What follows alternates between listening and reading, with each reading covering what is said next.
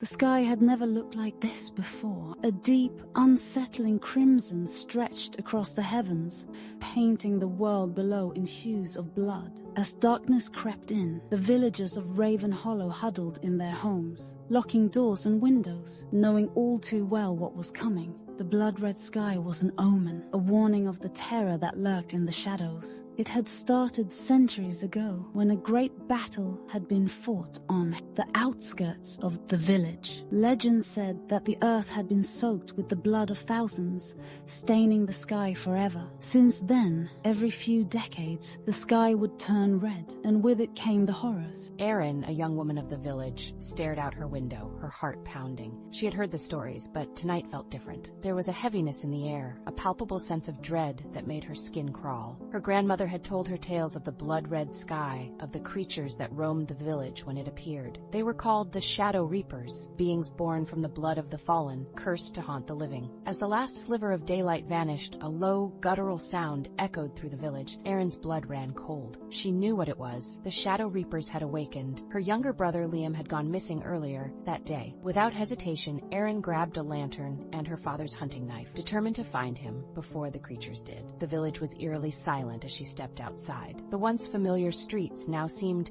foreign, bathed in the eerie glow of the blood-red sky. Shadows danced along the walls, twisting into grotesque shapes. Erin's footsteps echoed unnaturally loud in the stillness as she made her way toward the woods. She had barely reached the edge of the village when she saw it, a figure standing at the edge of the forest. For a moment, hope surged through her. "Liam?" she called out. The figure didn't move. It was tall and cloaked in darkness, its face hidden beneath a hood. Erin's heart pounded as she realized it wasn't her brother. It was one of them, a Shadow Reaper. Her breath caught as the creature slowly turned its head. Its eyes glowed faintly, red as the sky, and a low hiss escaped its lips. The creature stepped forward, its movements slow and deliberate. Suddenly a shout rang out behind her. "Get down!" An arrow whizzed past her, striking the Reaper in the chest. The creature let out a blood-curdling scream before dissolving into a cloud of black smoke. Erin scrambled to her feet, her heart racing. A man stood behind her, holding a crossbow. His face was stern. "You need to get out of here," he said urgently. "I can't," Erin replied, trembling. "My brother is out here," the man cursed under his breath. "Once the blood-red sky appears, the Reapers don't stop until they've claimed enough souls." "I'm not leaving without him," Erin said defiantly, clutching her knife. The man, Cale, nodded. "Fine, but stick close to me and don't let them touch you." As they ventured into the woods, the trees cast long, twisted shadows. Suddenly, a faint sound reached Erin's ears, a child's cry. "Liam!" she shouted, running toward the sound. Cale grabbed her arm. "Wait, it could be a trap." Erin wrenched free and ran into a clearing. There stood Liam, but as he approached, his form twisted. His eyes glowed red. This wasn't her brother. It was a Reaper. The creature lunged at her, but Cale was faster, striking it down with an arrow. Erin collapsed in tears. "He's gone, isn't he?" Cale nodded grimly. "The Reapers take the form of those they've claimed. Your brother, he's already gone." Erin sobbed as Cale helped her to her feet. "The sky won't return to normal until they've taken enough souls. We can't let them take yours." With a heavy heart, Erin followed Cale out of the forest, vowing one day to return and avenge her brother.